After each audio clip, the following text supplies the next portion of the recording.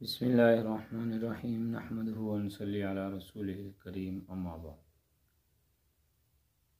ये एक साथी ने पूछा है कि दौरान नमाज जब तशहुद में बैठते हैं तो एक सुन्नत है रफ़अ सबाबा, यानी उंगली को उठाना, उंगली से इशारा करना शहादतैन पढ़ते हुए। तो पूछने वाले साहिल ने पूछा है कि इसका सही तरीका क्या है।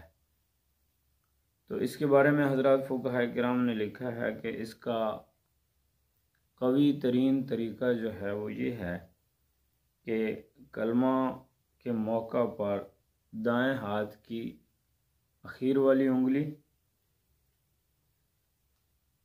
वाली दोनों छोटी उंगलियों को बंद करे और बीच की उंगली और अंगूठे का हल्का बना ले।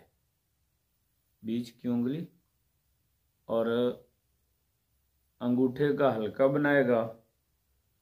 फिर जब ला इलाहा पर पहुंचेगा तो शहादत वाली उंगली उठाएगा और इल्लल्लाह पर नीचे अपनी जगह पे उसको रख लेगा। और फिर आखिर तक इसी तरह दो उंगलियां जो हैं वो फोल्ड रहेंगी और वो जो हल्का बनाया है दरमियान वाली उंगली और अंगूठे का वो भी इसी तरह रहेगा आखिर तक।